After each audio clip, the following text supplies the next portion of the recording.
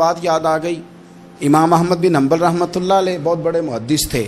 تو مجھے پتہ ہے اگر آپ مجھ سے پوچھیں گے نا اس دور میں فقہ سب سے بہترین کس کو آتی ہے تو میں آپ کو بتا سکتا ہوں, کیونکہ میرا شعبہ ہے نا. آپ پوچھیں گے صرف ناو کا استاد کون اچھا ہے تو میں بتا دوں گا کہ کہاں پہ ہے, کون ہے.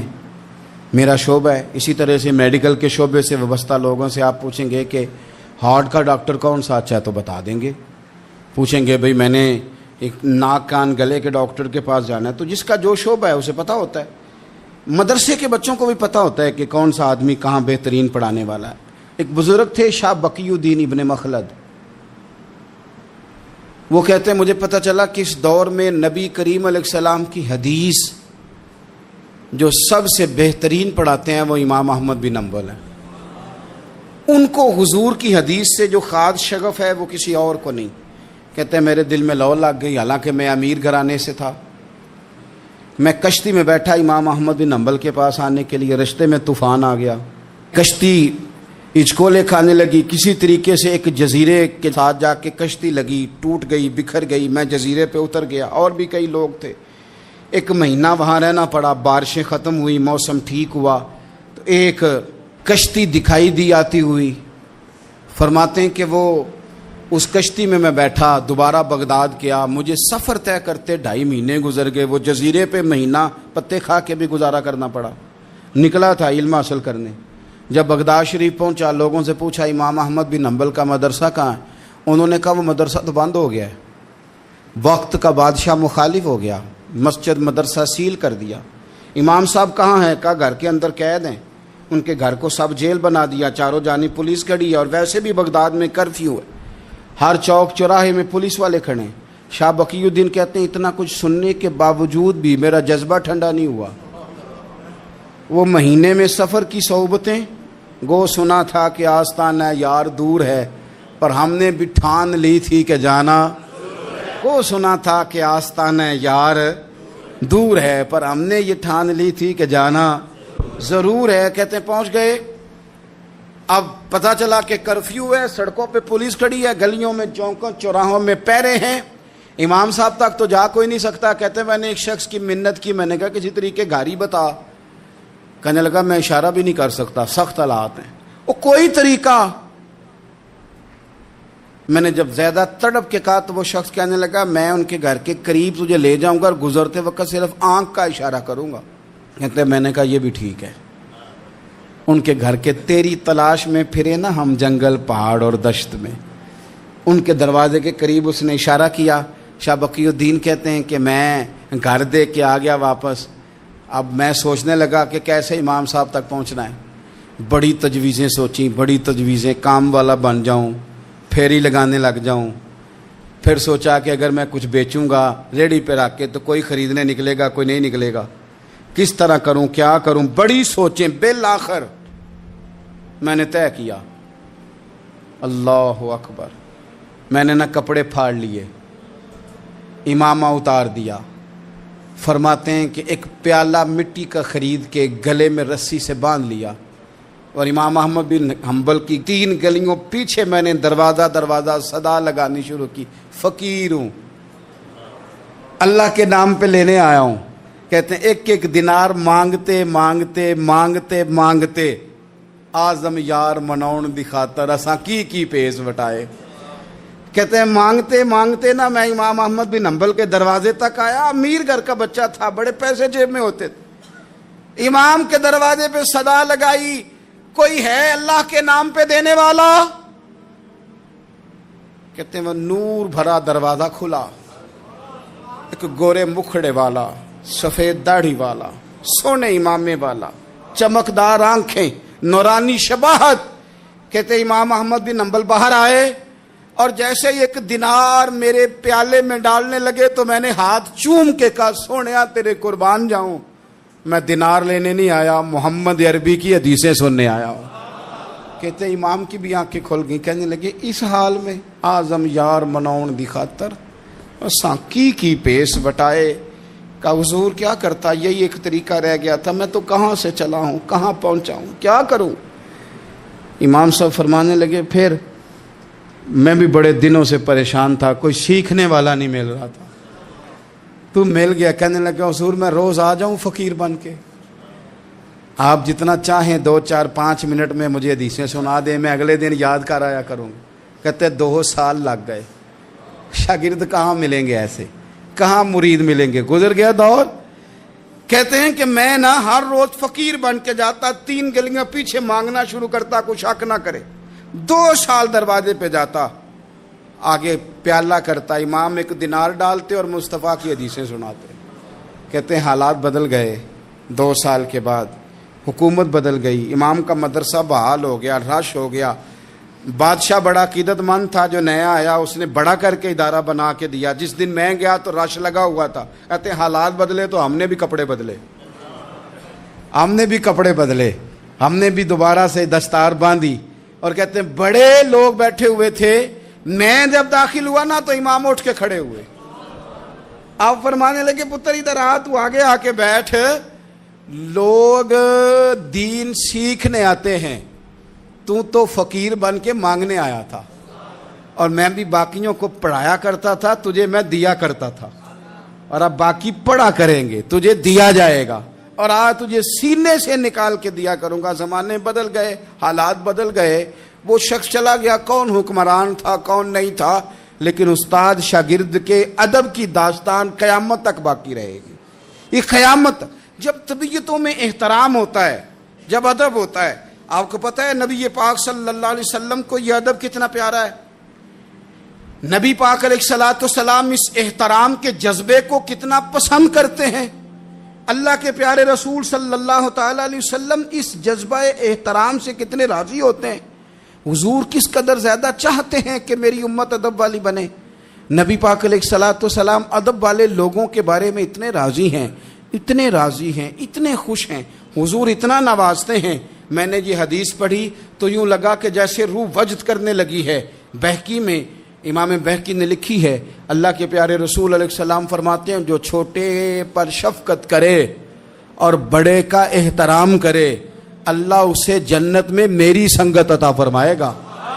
یہ میرے قرب کا ذریعہ ہے, یہ چیز میرا قرب ملے گا. شرط یہ ہے کہ ادب والے بن کے آؤ, احترام والے بن کے آؤ. کبھی بھی سوء ادب نہ کریں, کبھی کسی مقام پر بھی بے ادبی نہ کریں. آپ اپنا ذائقہ کبھی تبدیل نہ کریں. امام احمد بن حنبل ایک جگہ وضو کر رہے تھے. ایک شخص کہتا ہے میں نے ساری زندگی گناہوں میں گزار دی تھی. تو امام صاحب نا وضو کر رہے تھے جھیل پر بیٹھ کے. تو جھیل اس طرح ہوتی ہے, پہاڑ ہیں, اوپر کو پانی نیچے آ رہا ہے. تو کہتے ہیں امام صاحب نیچے بیٹھ کے وضو کر رہے تھے, تو میں اوپر بیٹھ کے نا وضو کر رہا تھا یا پانی پی رہا تھا. تو میں نے دیکھا کتنے بڑے امام نیچے ہیں. کہتا ہے میں نا میرے دل میں خیال ہے یار میں ساری زندگی غلط کاموں میں گزاری ہے, پر جو بھی ہے یہ رسول اللہ کے دین کے عالم ہے. کہتے ہیں وہ حضور کے دین کی عزت کرنے کے لیے میں اوپر سے اٹھا آ کے نا, تو میں تھوڑا پیچھے جا کے نیچے بیٹھ گیا. جو میری حاجت تھی, پانی پینا تھا یا منہ دھونا تھا, میں وہ کرنے لگا. کہتے ہیں امام صاحب نے بھی یوں نظر میری طرف دیکھی, پتہ نہیں انہوں نے کیا دعا دی کہ رب نے مجھے توبہ کی توفیق عطا فرما دی. میں اللہ کے فضل سے اللہ نے میرا دل موڑ دیا اور میں رب کریم کی بارگاہ کی جانب میری توجہ ہو گئی. خدا نے مجھے اس ادب کی برکت سے اپنی بارگاہ کی طرف اللہ تبارک و تعالیٰ نے مجھے موڑ لیا. بے ادبی تو بندے کو کفر تک لے جاتی ہے, بے ادبی تو کفر تک لے جاتی ہے. اگر بندہ بے ادب ہوتا ہوتا اللہ رسول کی بے ادبی تک پہنچ جائے تو دور نکل گیا. لیکن یہاں باقاعدہ بے ادبی کو پروموٹ کیا جا رہا ہے. کبھی بھی بے ادب نہ بنے, ادب والے رہیں, ادب والے بن کے جئیں, ادب والے بن کے دنیا سے جائیں. وہ درویش نے کہا تھا کہ بے ادباں مقصود نہ حاصل, نہ درگاہ ٹوئی, بانج ادب دے محمد بخشا, توڑ نہیں چڑھیا کوئی. اس دوستو کچھ چیزیں ایسی ہوتی ہیں جن کی معاشرے کے اندر ضرورت ہمیشہ موجود رہتی ہے.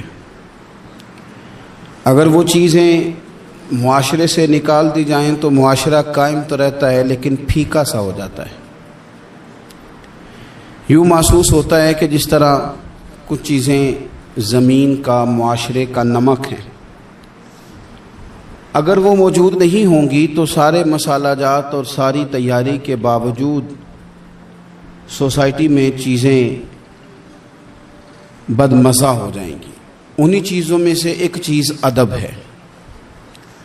ادب اگر معاشرے سے نکال دیا جائے تو چیزیں پھیکی ہو جائیں گی، اپنا اصل حسن چیزوں کا گدلا ہو جائے گا۔ باادب لوگ جو ہوتے ہیں وہ دوسروں کو عزت دے دیتے ہیں اور اپنے اخلاق کو بلند کر لیتے ہیں۔ جب آپ کسی کا احترام کر رہے ہوتے ہیں تو آپ اسی کو نہیں کچھ دے رہے ہوتے، آپ اپنی عظمت کا بھی اظہار کر رہے ہوتے ہیں۔ کسی کو عزت دیتے وقت آپ کے اخلاق کا بھی پتہ چل رہا ہوتا ہے۔ اخلاقی قدریں مضبوط ہوتی ہیں احترام کرنے سے۔ مذہب اسلام اتنا سونا ہے، اتنا پیارا ہے، یہ دین اتنا ٹھنڈا اور اتنا میٹھا ہے کہ دھرتی کے سارے حسن سمیٹ کر اگر ایک لفظ بنایا جائے تو وہ دین اسلام بنتا ہے۔ یہ دین اتنی خوبصورتیاں بانٹتا ہے، اگر دین اسلام کی مختلف تشریحات کرتے کرتے یہ کہہ دیا جائے نا کہ یہ دین ادب والا دین ہے، احترام والا دین ہے، توقیر والا دین ہے، ہر شخص کو مناسب عزت، یعنی نبی پاک علیہ السلام نے استاد کی عزت بیان کی، باپ کی عزت بیان کی، بوڑھے کی عزت بیان کی، امام کی عزت بیان کی، عالم کی عزت بیان کی۔ کچھ بھی نہیں تھا، بالکل ان پڑھ تھا، سادہ تھا، پر مزدوری کر رہا تھا، حلال کما رہا تھا، ہاتھوں پہ چھالے تھے، قربان جائیں۔ میرے محبوب نے فرمایا یہ جو حلال کما رہا ہے نا یہ بھی اللہ کا دوست ہے۔ اس کا بھی احترام بیان کر دیا، اس کا اکرام بھی بیان کر دیا۔ تو نے ہر شخص کی قسمت میں یہ عزت لکھی اور آخری خطبے کی صورت میں وصیت لکھی۔ نبی کریم صلی اللہ علیہ وسلم نے لوگوں کو احترام دیا۔ اللہ کے محبوب علیہ الصلوۃ والسلام، آپ دیکھیے حضور نے اس عورت کی بھی فضیلت بیان کی جس کے گھر کے اندر اولاد پیدا ہوتی ہے، اور اس کی بھی فضیلت بیان کی کہ جس گھر کے اندر اولاد پیدا ہوتی ہے پر جلدی چلی جاتی ہے، انتقال ہو جاتا ہے کسی بچے کا خدا نخواستہ، اس کی بھی فضیلت بیان کی کہ جس کا خاوند موجود ہے اور وہ خاوند کی خدمت کرتی ہے، اور اس بیوی کی بھی فضیلت بیان کی کہ جس کا خاوند انتقال کر گیا پر وہ اپنے بچوں کی پرورش کرتی ہے۔ حضور فرماتے ہیں سب سے پہلے جنت میں مجھے وہ عورت نظر آئے گی۔ تو ہر شخص کے لیے حضور نے احترام بیان کیا، اکرام بیان کیا۔ ہم نے چونکہ بدگمانیاں پیدا کرنی شروع کر لی ہیں تو معاشرے کے اندر بسنے والے لوگوں کے بارے میں ہمارے دلوں میں مختلف وسوسے آ جاتے ہیں، مختلف وسوسے۔ کسی بھی شعبے کے کسی بھی آدمی کے بارے میں کوئی 2 4 5 باتیں اپنے ذہن میں اکٹھی کر کے یا کانوں میں کسی نے وہ بات ڈال دی تو ہم ذہن بنا لیتے ہیں کہ یہ گاڑیاں چلانے والے تو بندے ٹھیک ہی نہیں ہوتے، یہ جناب پولیس کے محکمے کے لوگ تو درست ہوتے ہی نہیں، فلانے محکمے کے لوگ تو ہوتے ہی خراب ہیں، ذہن بن جاتا ہے۔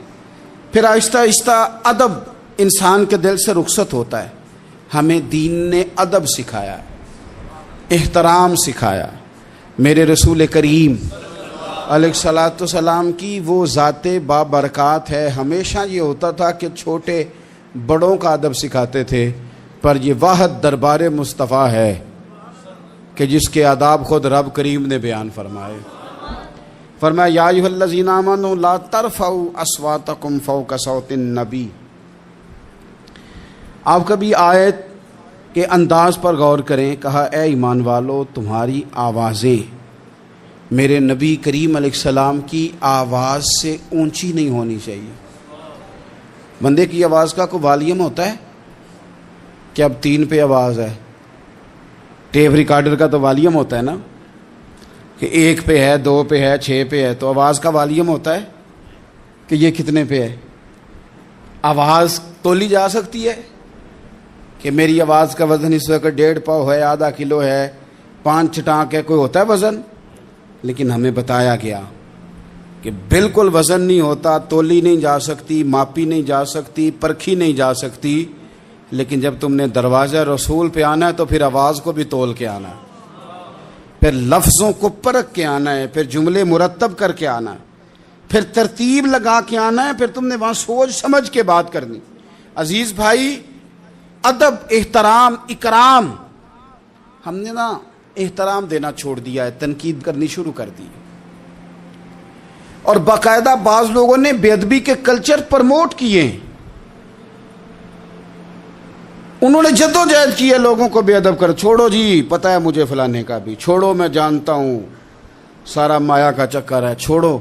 مجھے تو کئی دفعہ بڑا ہی غصہ آتا ہے بعض چیزوں پہ، مسافر ہوں تو سفر کرتا رہتا ہوں، ایک ٹرک والے نے نا پیچھے لکھا ہوتا سب مایا ہے،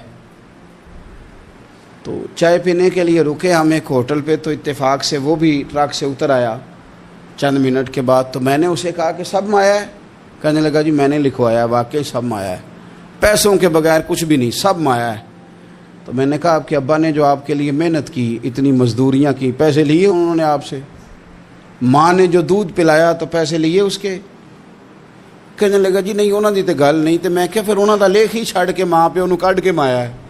وہ کسی کا تو استثناء کر، کسی بندے کا ہی نام لے لے کہ نہیں فلانا ٹھیک ہے، تو نے تو لکھ دیا سب ہی مایا ہے، سب پیسے کا چکر۔ وہ کسی کو تو معافی دو، کوئی تو بندہ ٹھیک ہو تمہاری نظر میں، کوئی بھی صحیح نہیں۔ اس طرح کیسے ہو سکتا ہے؟ تم کہتے ہو کوئی ٹھیک نہیں، اور بنانے والا کہتا ہے لقد خلقنا الانسان فی احسن تقویم، میں نے بنائی بڑے سونے ہیں، تمہیں ٹھیک کوئی نہیں لگتا، بنانے والا کہتا ہے میری تقویم ہی بڑی اعلیٰ ہے، میں نے بڑے سونے بنائے ہیں، تم دیکھو تو صحیح، انسان میرا شاہکار ہے۔ اب آپ دیکھیں کہ جب آپ ذہن بنا لیں گے کہ دنیا غلط ہے تو بے ادبی کریں گے، لیکن اگر ذہن بنائیں گے کہ یہ مخلوق ہے اور بنائی ہے میرے رب نے، اور بڑی سونی کر کے بنائی، اور بڑی حسین کر کے بنائی، اور بڑی اعلیٰ کر کے بنائی، الذی خلقک فسواک فعدلک فی ای صورت ما شاء رکبک، وہ کہتا ہے جیسی صورتیں میں نے چاہی نا ویسی میں نے بنائی۔ یہ تیرا چہرہ نہیں ہے، یہ تو رب کی چاہت ہے، یہ تو رب کی چاہت ہے، اللہ کی چاہت ہے، تو جو ہے تو احترام ہی نہیں کر رہا۔ احترام کریں، اپنے بڑوں کو عزت دیں اور سب کو احترام دیں۔ نبی پاک علیہ السلام نے فرمایا عالم کو علم کی وجہ سے، بزرگ کو عمر کی وجہ سے، اور اپنے حکمران کو عہدے کی وجہ سے عزت دیا کرو، ان کو احترام دو۔ آپ ہر شخص کا اس کے منصب کے لحاظ سے دیکھیں، ایک ہوتا ہے باتیں کرنا، باتیں کرنے میں بھی کوشش کریں پہلے کسی بزرگ کی سنیں، کسی بڑے کی سنیں۔ یہ ضروری نہیں کہ بزرگ پڑھا لکھا ہی ہو، کئی دفعہ یہ بھی ہوتا ہے کہ والد صاحب ان پڑھ ہیں، بیٹا انجینئر ہو گیا ہے۔ اب کوئی بندہ رشتہ دار تھا، اس نے مشورہ مانگا ہے کہ میں نے یہ مکان بنانا ہے، چھت ڈالنا ہے، تو میں 10 فٹ پہ ڈال لوں یا 14 فٹ پہ ڈالوں؟ تو والد صاحب مشورہ دینے لگے تھے، تو اگر بیٹا بول پڑے کہ ابا جی آپ تو پڑھے نہیں، میں تو انجینئر ہوں، آپ چپ کر دیں، تو میرے خیال میں یہ اس کی بے ادبی ہے۔ اس کو چاہیے تھا والد صاحب کو بات کر لینے دیتا، اور بات کر لینے دینے کے بعد پھر وہ کہتا کہ جناب آپ بھی ٹھیک کہہ رہے ہوں گے تجربے کی روشنی میں، پر جو میں نے پڑھا ہے اور جو میں نے سیکھا ہے اور جو میرے سمجھ میں آیا ہے وہ یہ ہے۔ کچھ لوگ زیادہ سمجھدار ہیں، وہ بولنے نہیں دیتے، وہ ساری باتیں کر جاتے ہیں، خود ہی سب کچھ بیان کر جاتے ہیں، سوال بھی اپنا، جواب بھی ان کا اپنا، معاشرہ پڑھا بھی انہوں نے سارا ہی ہے، سمجھ بھی انہیں ساری ہے، یعنی ساری بات ہی خود سنا کے وہ کہتے ہیں جی ویسے ہمیں پتہ تو ہے، ہونا تو یہی ہے، پتہ تو ہمیں ہے ہوتا کیا ہے، لیکن چلے آئے ہیں تو آپ بھی کچھ بتا دیں۔ تو کئی دفعہ دل کرتا ہے کہ بندہ ان سے کہ میاں جب سارا پتہ ہی ہے تو پھر فیصلہ بھی لے لینا چاہیے تھا، پھر آپ کو کوئی ڈیسیژن کر لینا چاہیے تھا، پھر کہیں آنے جانے کی ضرورت کیا تھی؟ یہ چیزیں انسان کو اخلاقی کمزوری میں مبتلا کرتی ہیں۔ میرے نبی پاک صلی اللہ علیہ وسلم دیکھیے سمجھاتے کس طرح سے ہیں۔ 3 صحابی حضور کی بارگاہ میں حاضر ہوئے، حضرت سیدنا محیصہ بن مسعود، حضرت خویصہ بن مسعود، حضرت عبد الرحمن بن سہل۔ حضرت عبد الرحمن بن سہل جو تھے وہ ان سب سے نا عمر میں چھوٹے تھے، یہ 2 بڑے تھے۔ تو عبد الرحمن بن سہل تھے چھوٹے، پر انہوں نے بات پہلے کرنی شروع کر دی۔ اور جب وہ بات پہلے گفتگو شروع کر رہے تھے اور گفتگو بڑھ بڑھ کے کرنا چاہ رہے تھے، آگے بڑھ رہے تھے، خیال کر رہے تھے کہ مجھے بات پہلے کرنی چاہیے، اب بات ہی کرنی تھی نا، کوئی حرج نہیں ہے، پہلے چھوٹا کر لے، کوئی مسئلہ۔ اگر آپ دوسرے نقطہ نظر سے دیکھیں گے تو کوئی حرج تو نہیں، ٹھیک ہے پہلے چھوٹا بات سنا لے۔ بہو نہیں بولنے دیتی کئی دفعہ، وہ کہتے پہلے میری سنو، داماد نہیں بولنے دیتا، اس کی مرضی ہے، بچے بیٹے نہیں بولنے دیتے، وہ کہتے ہیں ابا جی آپ تو تھے ہی نہیں، ہمیں زیادہ پتہ ہے، بول پڑتے ہیں، کیا کیا جائے۔ لیکن 3 صحابہ آئے ہیں، حضرت عبد الرحمن بن سہل چھوٹے تھے، انہوں نے بات حضور کو پہلے سنانی چاہیے، حضور تو سب کے نبی ہے نا، اور سرکار نے تو سب پر کرم نوازی کرنی ہے، سننی ہے، وہ پہلے سنانے لگے تو حضور نے روک دیا، فرمایا آپ ذرا ٹھہر جائیں، ابھی آپ بات نہ کریں، پہلے بڑوں کو بات کرنے دیں۔ یہ تعلیم بیان فرمائی کہ گفتگو میں بڑوں کو پہلے موقع دیا جائے گا، بڑے کیا کہتے ہیں ان کی بات پہلے سنی جائے گی، ان سے پہلے پوچھا جائے گا کہ معاملہ کیا ہے۔ ہم بزرگوں کو موقع ہی نہیں دیتے۔ میں بڑے درد کے ساتھ یہ بات عرض کرتا ہوں، ہمارے نوجوانوں نے نا بزرگوں کو ریٹائر کر کے کونوں کے ساتھ لگا دیا ہے، کوئی مشورہ نہیں کرتے، فیصلے کر کے بتاتے ہیں۔ اگر بزرگوں کی رائے کبھی لی جائے، میرے ابا جی کبھی شام کو نکلتے وقت میں یا میرا کوئی بھائی کہتا نا کہ کہیں کام سے جا رہے ہیں، تو والد صاحب فرمایا کرتے پوچھ کے چلے ہو کہ 10 کے چلے ہو؟ نہیں سمجھ آئی بات، پوچھ کے چلے ہو کہ؟ تو وہ پوچھتے ابا جی یہ پوچھ کے 10 کے دا کی فرق ہے؟ تو والد صاحب فرماتے کہ پوچھ کے جانے دا مطلب ہے کہ جے تسی اجازت دیں دے ہو تے جائیے۔ کہنے نے پتر پھر شاید میں تانوں آکھاں کہ رات پہ گئی ہے، شام ہو گئی ہے، میرا دل نہیں، تسی باہر نکلو۔ تو جے تسی صرف 10 کے چلے ہو تے پھر اساں کی کر لینا ہے؟ پھر تو تساں فیصلہ کر لیا، ہن تساں۔ آج کل بوڑھے چپ کر گئے ہیں، میں درد سے بات کرتا ہوں، بزرگ خاموش ہو گئے، اس لیے کہ بچے پوچھ کے نہیں جاتے، بچے بتا کے جاتے ہیں۔ وہ کہتے ہیں میں جا رہا ہوں، انہوں نے فیصلہ کر لیا، طے کر لیا ہے جانا ہے۔ اگر کبھی ان سے پوچھا جائے، اگر ان کو احترام دیا جائے، میں بڑی دفعہ کہتا ہوں، پھر کہتا ہوں کہ شاگرد پجاروں پہ بیٹھا ہو نا اور پی ایچ ڈی کر گیا ہو، اور استاد میٹرک پی ٹی سی ہو اور ابھی بھی سائیکل ہی چلاتا ہو، تو آئے کبھی رستے میں ملاقات ہو جائے شاگرد کی استاد سے، اور شاگرد پجارو سائڈ پہ کھڑی کر کے اپنے استاد صاحب کو پہلے سلوٹ کرے، اور پھر وہ کہے کہ استاد جی لڑکا لے آتا ہے سائیکل، آپ پجاروں پہ بیٹھے، میں گھر چھوڑا ہوں آپ کو۔ استاد صاحب نے جانا بعد میں سائیکل پہ ہی ہے، ان کا نہیں بیٹا اللہ تیرا بھلا کرے، اللہ تجھے اور لمبی عمر دے، اللہ تجھے اور ترقیاں دے، اس نے سائیکل پہ ہی دوبارہ بیٹھنا ہے۔ لیکن جب وہ استاد دوبارہ سائیکل پہ بیٹھتا ہے تو اسے یوں محسوس ہوتا ہے کہ میرا سائیکل پجاروں سے مہنگا ہے، کیونکہ پجاروں تو سلوٹ کرتی ہے میرے سائیکل کو۔ لیکن کبھی غریب استاد کے قریب سے امیر شاگرد گزر جائے تو تکلیف ضرور ہوتی ہے کہ یار تو میرے پاس سامنے پھٹی پہ بیٹھ کے پڑھتا تھا اور آج تو کہاں پہنچ گیا ہے۔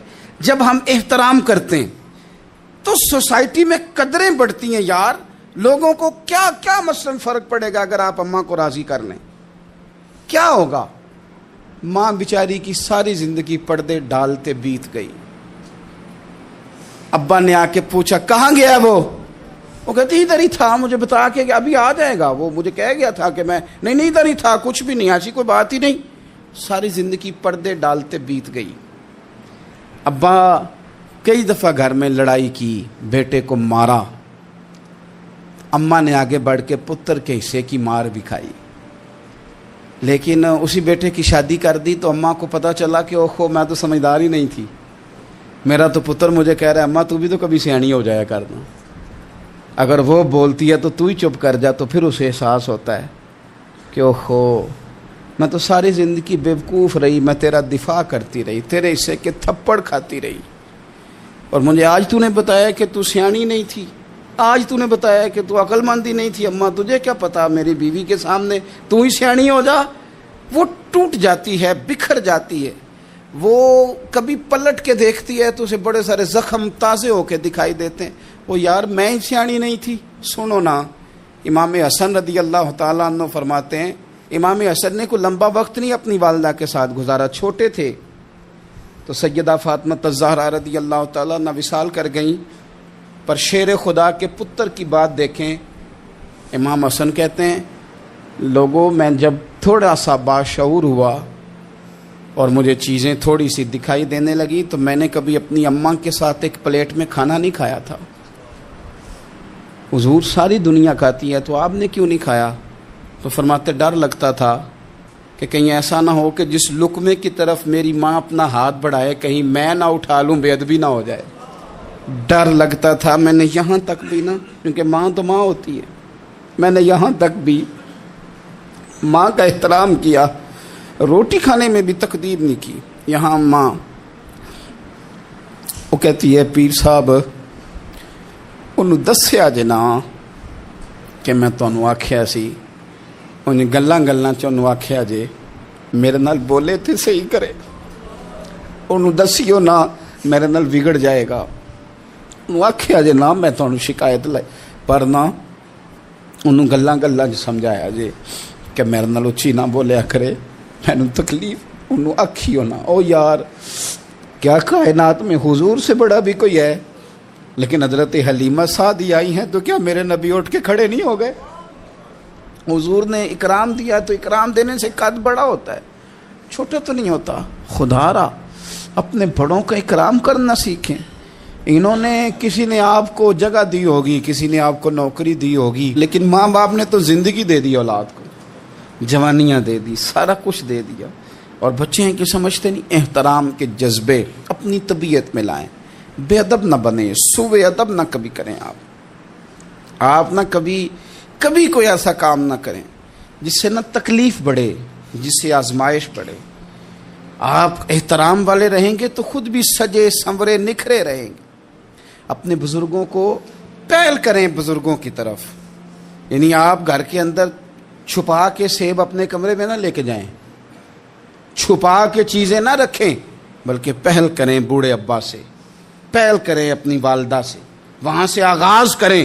آپ دیکھیں برکتیں کتنی ہوتی ہیں۔ میں کچھ باتیں مجھے لطف دیتی ہیں، میرے کچھ سنگی ہیں، 3 بھائی ہیں اکٹھے مجھ سے بیعت ہیں، میرے ساتھ بڑا پیار کا رشتہ ہے، تو کبھی کبھی نا خدمت کرنے کا دل کرتا ہے ان میں سے کسی کا کہ چلیں حضرت صاحب آئے ہیں تو ہم کچھ نذرانہ پیش کریں، تو اپنے بڑے بھائی کو وہ تھماتے ہیں کہ جناب آپ یہ کام کریں۔ اللہ تعالیٰ کا شکر ہے میری جیب کم ہی خالی رہتی ہے، اس کا فضل رہتا ہے، لیکن وہ پیسے لینے سے زیادہ یا تحفہ لینے سے زیادہ یا پھول پکڑنے سے زیادہ اس بات کی مجھے خوشی ہوتی ہے کہ کتنے نرالے ہیں، بڑے کو آگے لگاتے ہیں تو برکت تو حاصل کرتے ہیں، اس لیے کہ برکتیں ہمیشہ بڑوں سے ہوتی ہیں، بڑوں سے ہمیشہ برکتیں۔ یہ پھول کا تحفہ بڑے بھائی کو دے کے جب آگے کیا جاتا ہے تو میرے دل کو اچھا لگتا ہے، مجھے قرار آتا ہے کہ یار یہ لہجہ ٹھیک ہے، یہ انداز یہ ٹھیک ہے۔ اپنے بڑوں کو آگے رکھیں، بڑوں کو کلام کرنے کا موقع پہلے دیں، گھر میں کوئی چیز لائیں تو تقدیم کریں۔ ہمارے ہاں نا اب جو استادی شاگردی آئی ہے نا یہ بڑی خطرناک ہے۔ ہمارے ایک قاری صاحب تھے، ایک مدرسے میں پڑھاتے تھے، بڑا مارا کرتے تھے، اور میں انہیں مذاق بھی کرتا تھا، کبھی کبھی عذرائے محبت مزاح کرتا تھا۔ میں ان سے کہتا تھا قاری صاحب آپ شاید مار کھا کے پڑھیں اس لیے بچوں سے بدلہ لیتے ہیں۔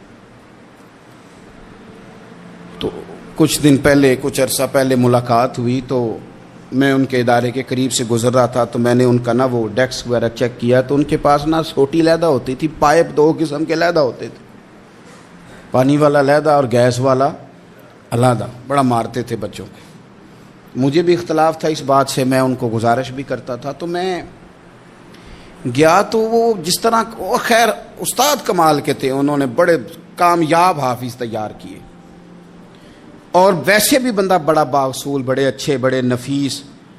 میں نے ان سے کہا کہ وہ خیر ہے، مطلب چھوٹیاں کدھر گئیں آپ کی؟ کہنے لگے حضرت صاحب نہ شاگرد رہے نہ استاد رہے نہ وہ ماں باپ رہے۔ کہنے لگے پتہ نہیں 2-4 سالوں میں کیا ہوا ہے؟ تو میں نے کہا آپ کو تو کوئی منع کاری نہیں، میں نے کئی دفعہ سمجھایا تھا، آپ باز نہیں آتے۔ کہتے تھے اب آ گیا ہوں، اس لیے کہ ایک کو چھڑی مار رہے ہوتے ہیں تو دوسرا ساتھ ویڈیو بنا رہا ہوتا ہے۔ پہلے طالب علم اس طرح کی توہین کا رویہ استادوں کے ساتھ نہیں کرتے تھے. وہ کہتے تھے جیسے بھی ہے فیض استاد سے لینا ہے. اب آپ ذرا گھور کے دیکھیں تو کہتے ہیں لاؤ کتابیں, جا رہا ہوں بڑے مدرسے, بڑے کالج, بڑے اسکول. میں نے اپنی زندگی میں دیکھا کہ ہمارے بڑے کہتے تھے, کبھی گارا کے بتاتے نا استاد جی نے مارا ہے, تو کہتے تھے کسی غلطی سے مارا ہوگا.